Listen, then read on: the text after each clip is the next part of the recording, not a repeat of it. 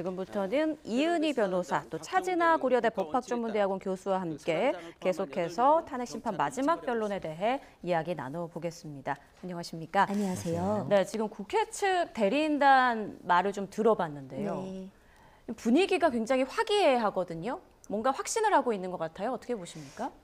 사실 사람의 마음속이야 예. 누가 알겠습니까만은 네. 현재 상황에서 굉장히 절망적으로 비춰지는 게 도움이 될 리가 없잖아요. 그러니까 결국은 이제 마지막까지도 이제 헌재에서 결정이 나는 마지막까지도 우리가 이길 거야. 국민들이 이렇게 지금 바라고 있잖아. 이렇게 집회를 하고 있잖아. 이런 걸 계속 목소리를 내야 되고 주장해야 되는 입장이니까 그런 어떤 목적에 좀 더 차가 나. 그러니까 예상되는 결말에 대한 어떤 분위기라기보다는 어떤 그렇게 우리가 믿고 있어. 이렇게 가고자 하는 지향점, 그걸 보여주는 분위기가 아닐까 싶습니다. 네.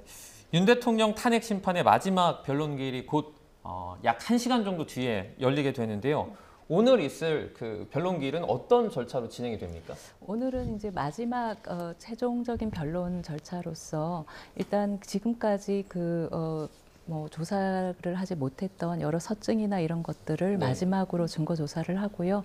그리고 그 국회 소추단 측에서 청구인 입장에서 먼저 그 대리인단이 소추 사유에 대해서 의견 진술을 하고 그리고 피청구인인 그 윤 대통령의 대리인단 측에서 소추 사유 등에 대해서 의견 진술을 하고 그리고 청구인 측을 그러니까 국회 소추단을 대표한 법사위원장 정청래 법사위원장이 본인이 이제 최후 진술을 하겠다고 했으니까는요. 하고 그다음 윤 대통령 본인도 그 출정해서 최후 진술을 할 것으로 보입니다. 네, 말씀하신 대로 오늘은 국회와 윤 대통령 측 대리인이 각각 이제 종합 변론을 진행하고요. 이어서 정청래 법사위원장과 윤 대통령의 최종 의견 진술은 무제한으로 듣기로 지금 돼 있습니다. 자, 오늘 나오는 이런 변론, 최후 진술들이 탄핵 심판 선고에 영향을 미칠까요? 어떻게 보세요? 아무래도 영향을 전혀 안 미친다고 보기는 어려울 것 같습니다. 하지만 재판이라는 것은 그 과거에 일어난 어떤 일들을 대상으로 이 재판에 제출된 증거와 재판에서 현출된 증거를 종합해서 판단하는 것이기 때문에 예. 이 최후 변론하거나 이제 최후 입장 발언하거나 하는 것들이 결정적 영향을 미치기는 좀 어렵지 않겠나라는 생각이 듭니다. 네.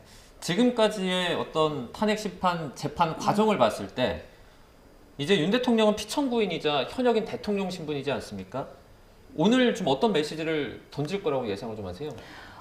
일단 본인이 직접 그 변론 절차에 다 출석해가지고 그 증인신문도 주도하고 했던 것들은 본인이 비상계엄을 왜 선포할 수밖에 없었는가 하는 것들을 계속 그 심판정에서 계속 발언함으로써 국민을 설득할 수 있다 이렇게 믿었던 것 같습니다. 네. 그래서 최후 진술에서도 이런 비상계엄을 선포할 수밖에 없었던 그런 부득이한 사정을 설명하면서 비상계엄 선포가 정당하다라고는 당위성을 강조하고 그리고 본인이 그 탄핵 사유가 이유가 없다.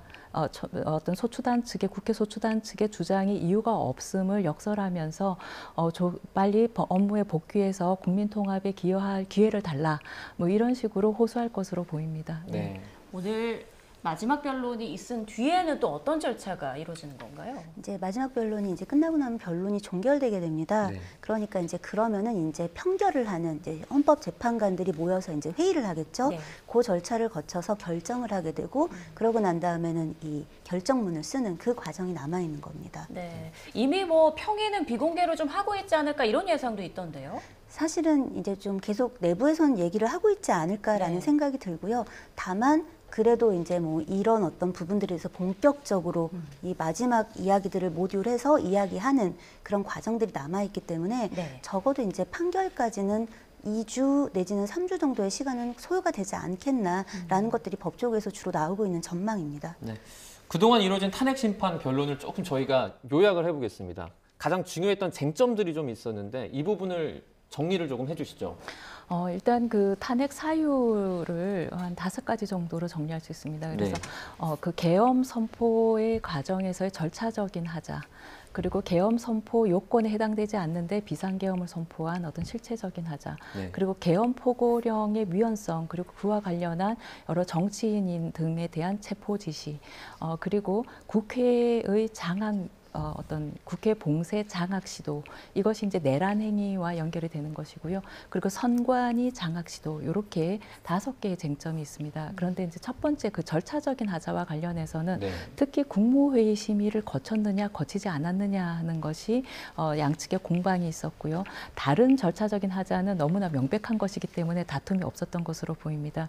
그리고 실체적인 하자와 관련해서 계엄 선포의 요건에 해당하는가와 관련해서 학계에서는 계엄 선포 요건에 해당 안 하는 게 명백하다라고 보고 있습니다만, 윤 대통령 측에서는 그 계엄법 2조에 보면은 비상계엄 선포 요건 중에 일부가 어떤 게 있냐면 사회 질서가 극도로 교란되어서 행정 및 사법 기능의 수행이 현저히 곤란하게 된 경우라는 문구가 있습니다.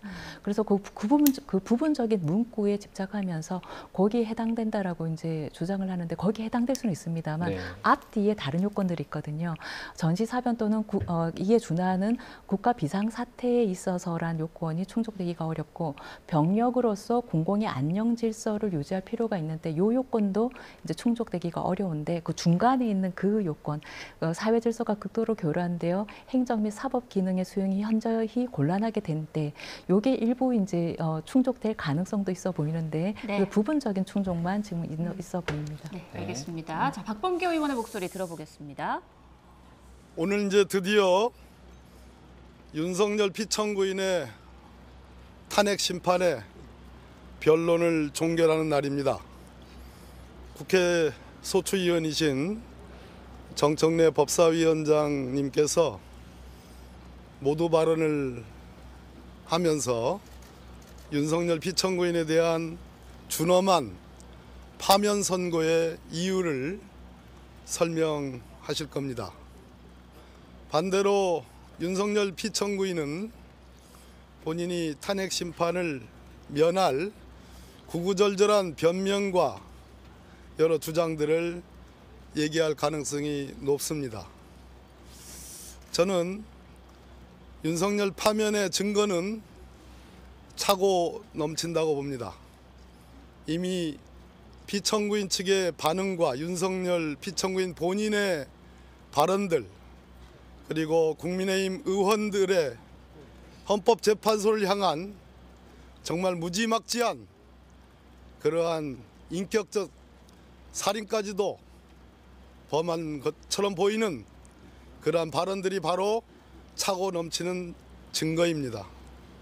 존경하는 8분의 재판관님들께서 이 길고 긴 탄핵 재판을 주재하셨습니다.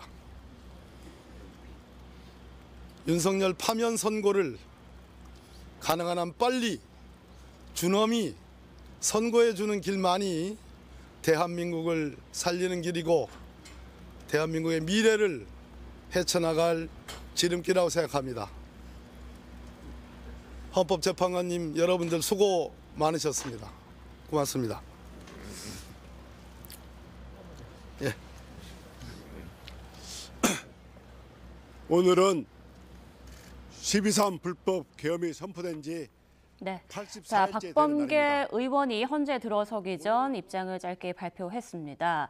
일단 헌재가 피청구인, 그러니까 윤석열 대통령에 대한 탄핵 결정을 할 것이다라고 말을 했고요. 정청래 법사위원장이 오늘 모두 발언을 하면서 파면 선고를 이유를 설명할 것이다. 그리고 파면 선고 이유는 차고 넘친다고 생각한다라고 말을 했습니다. 네. 조금 전에 이제 교수님께서 말씀을 해주셨는데, 앞으로 최근에 쭉 이어져 왔던 탄핵 심판의 쟁점을 요약을 해주셨잖아요. 거기서 이제 5가지 말씀해 주셨는데, 그 중에 위헌이냐 아니냐 이 부분도 상당히 중요하지만, 이 위헌 자체가 대통령의 어떤 직무를 멈출 만한 그 중대한 사유냐 이 부분도 상당히 중요하지 않습니까? 예, 파면을 정당화할 만큼이 특히 이제 대통령은 국민의 손으로 직접 뽑은 대통령이기 때문에 네. 그런 대통령을 끌어내릴 만큼 중대한 불법인가 하는 것이 큰 쟁점인데요. 네. 특히 어떤 점이 좌우할 수 있냐면 그 정치인 등에 대한 체포 지시를 한 바 있는가, 그리고 계엄 해제한 계엄 해제 요구한 의결을 방해하기 위해서 국회의원들을 그 국회 본회의장에서 끌어내라 내지는 끄집어내라고 지시한 바가 있는가. 그리고 계엄군과 경찰 기동대를 국회에 보낸 이유가 국회를 봉쇄하기 위한 것인가, 즉 국회의원들의 등원을 막기 위한 것인가. 이 세 가지 쟁점이 가장 결정적인 것으로 보이고요. 네. 그 셋 중에 어느 하나라도 인정이 되면 파면을 정당화할 만큼의 어떤 불법의 중대성이 인정될 여지가 크다고 생각이 됩니다. 네. 네. 자, 지금 오후 1시 15분이 됐습니다. 지금 시간은 가고 있는데 윤 대통령의 출발 그런 모습은 보이지 않고 있습니다.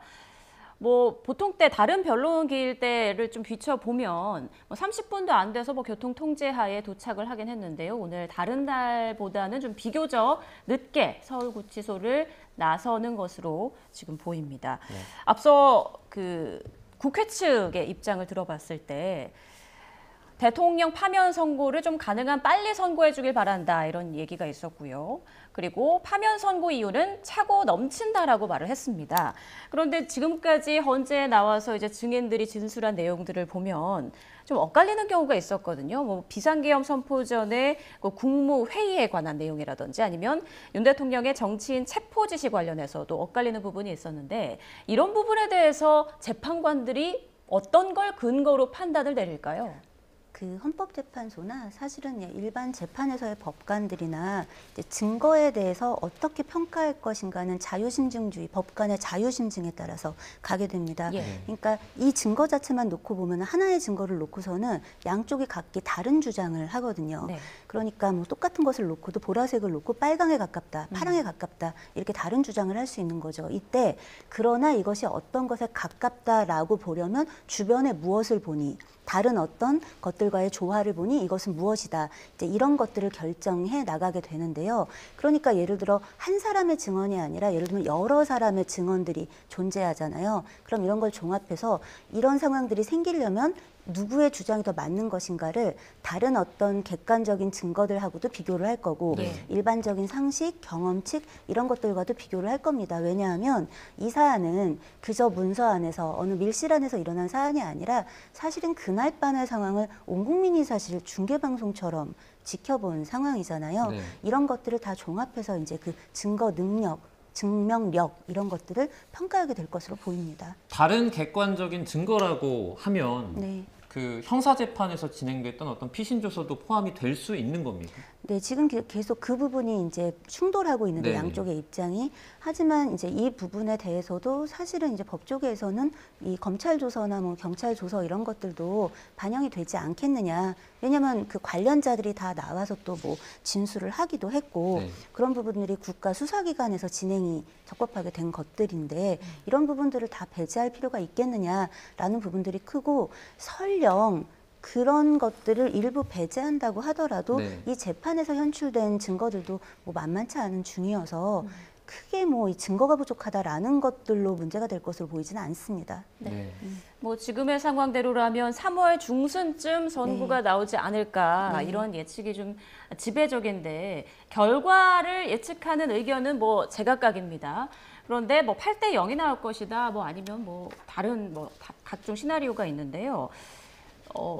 이게 글쎄요, 소수 의견이 나올 경우에 그 소수 의견을 표현한 그 재판관도 공개가 되는 거잖아요. 예, 그렇습니다. 그 노무현 대통령 탄핵 때에는 그 헌법재판소법에 탄핵 심판에서는 그 개별 의견을 밝히라는 그 조항이 없어가지고 반대 의견이 기재가 안 됐었습니다. 그래서 몇 대 몇으로 기각 결정이 났는지 알 수 없었고요. 그 이후에 헌법재판소법이 개정돼서 탄핵 심판에서도 이 각각 의견을 밝히라고 했기 때문에 이제 법정 의견, 반대 의견 이렇게 하는데요. 그래서 그 반대 의견이 있을 경우에 그럴 때는 이제 본인의 의견을 밝히고 이유도 따로 작성하게 돼 있습니다. 이게 공개되다 보니 재판관들의 어떤 부담도 좀 있지 않을까 심리적인 싶어요. 압박이 상당히 클 수 있습니다. 예, 그래서 예전 박근혜 전 대통령 선고 때는 8대 0으로 좀 조율이 이루어졌었잖아요. 이번에는 좀 어떨 거라고 예상하세요? 그때 당시에 조율이 이루어졌는지는 알 수가 예. 없는데 왜냐하면 모두가 다 그때는 파면 의견이었을 수 있고 그래서 예. 별도의 조율 없이 바로 갔을 수 있고요.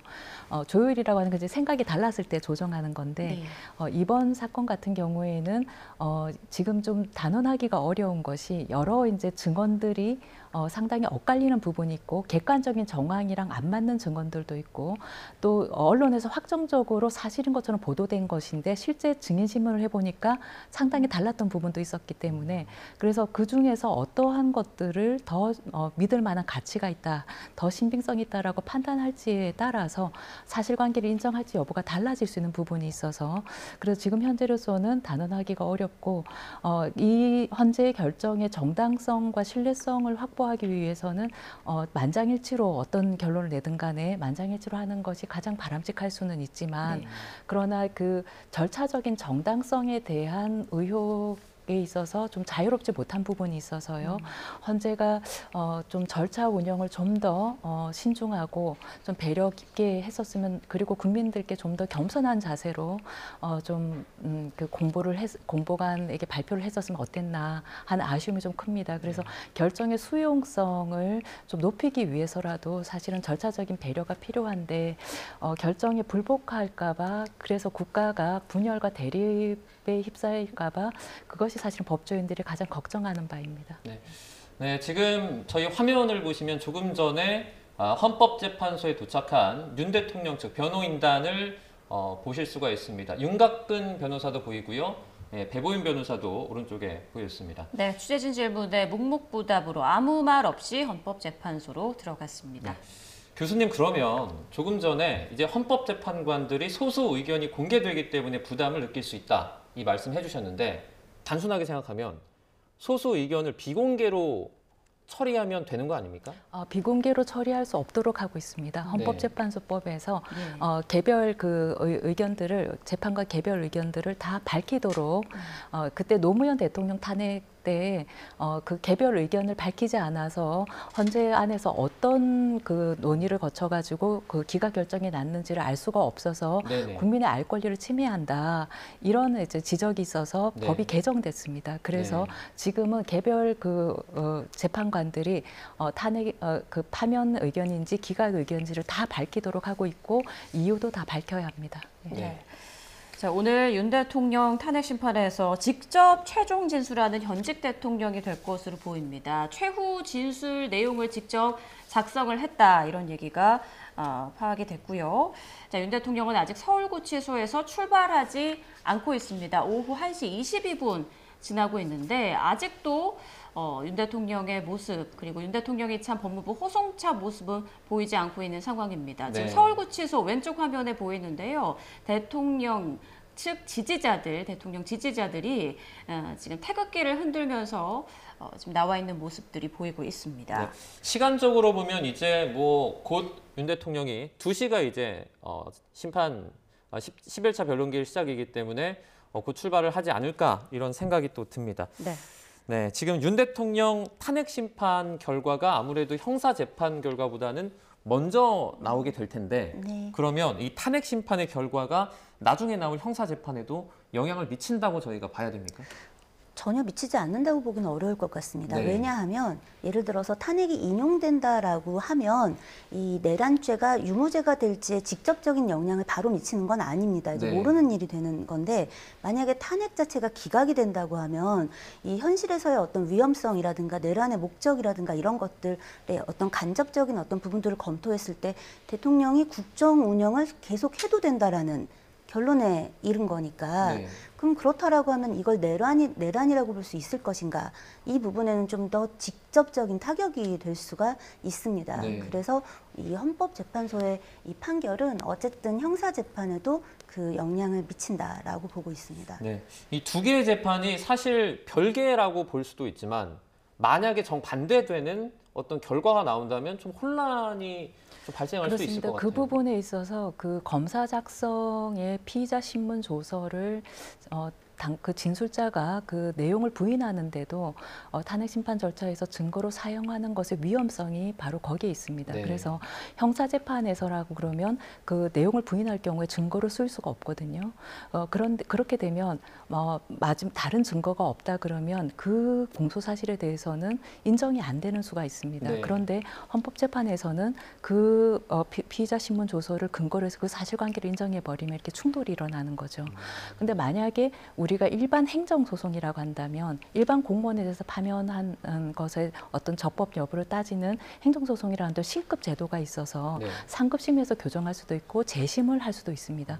그런데 지금 대통령에 대한 예를 들어 파면 결정이 났다 그러면 재심을 할 수가 있겠습니까? 네. 업무에 복귀시킬 수가 없지 않습니까? 그래서 이 위험성이 있기 때문에 그리고 박근혜 대통령 탄핵 때와는 지금 형사소송법 내용이 달라서 박근혜 대통령 때 이게 문제가 안 됐던 것이 검사 작성 피신 조서는 그때 당시에는 내용을 부인하더라도 증거를 쓸 수가 있었습니다. 그래서 형사법정에서도 증거를 쓸 수 있는 그 피신 조서를 그 헌법재판소에서 탄핵 심판 절차에서 썼던 것이기 때문에 네. 양자가 이렇게 불일치할 가능성이 크지 않았거든요. 근데 지금은 그런 위험성이 훨씬 커졌다 이렇게 볼 수 있습니다. 네. 네. 자, 오늘 윤 대통령이 최후 진술에서 어떤 말을 할지가 지금 가장 관심인데요. 오늘 따로 시간 제한을 두지 않기로 했단 말이죠. 보통 이렇습니까? 어떤가요?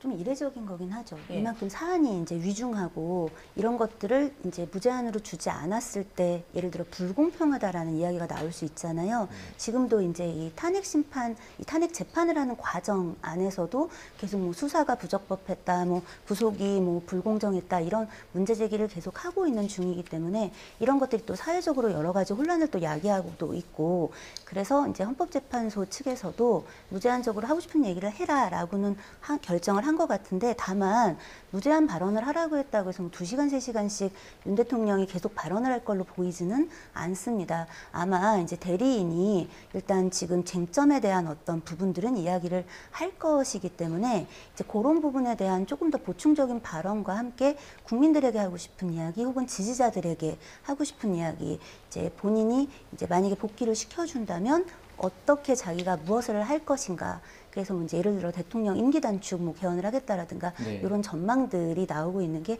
그런 이야기들을 통해서 이제 탄핵을 기각하고 복귀를 시켜달라라는 주장을 하지 않겠나라는 전망들을 하고 있습니다. 네. 네, 지금 오후 1시 26분 지나고 있고요. 최종 변론 한 30분 정도 남은 상황에서 윤 대통령은 아직 출발하지 않고 있는데요.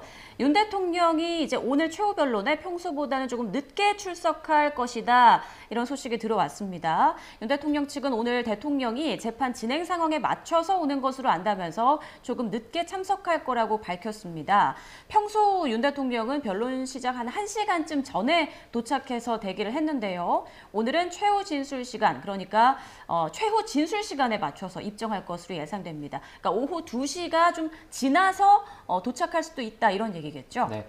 그리고 헌법재판소는 오늘 오후 2시부터 1시간가량 증거조사를 먼저 거친 뒤에 국회와 윤 대통령 측 대리인의 종합변론을 각각 2시간씩 듣게 될 계획입니다. 이후에는 시간 제한을 두지 않고 이 탄핵 심판의 당사자인 정청래 국회 탄핵소추위원과 윤 대통령의 최종 의견을 순서대로 듣게 됩니다. 네. 자, 그전 변론 때를 보면 재판관들이 핵심적인 질문을 던지는 경우도 볼 수 있었는데 오늘 최종 변론 때도 그런 시간이 있을까요? 어떻게 예상하세요? 제 예상으로는 예. 추가적으로 질문은 하지 않을 것 예. 같습니다. 이 최후 변론은 이렇게 사실관계를 확인하거나 주장을 확인하는 자리가 아니라 지금까지 법정에서 그러니까 심판정에서 현출됐던 모든 증거를 토대로 해서 사실 인정 여부는 이미 이제 심증을 갖고 있을 것이고요. 쟁점의 핵심 쟁점들에 대해서 양측에서 자신의 입장을 요약해가지고 발표하는 자리라고 보시면 되거든요. 그래서 추가적인 어떤 질문을 하거나 확인하는 그런 자리는 없을 것으로 보입니다. 예. 네, 알겠습니다. 윤 대통령 최후 변론 관련해서 저희가 이야기 나눠봤는데요. 이은희 변호사 그리고 차진학 고려대 법학전문대학원 교수와 함께했습니다. 관련 내용은 또 이어지는 뉴스에서 전해드리도록 하겠습니다. 고맙습니다.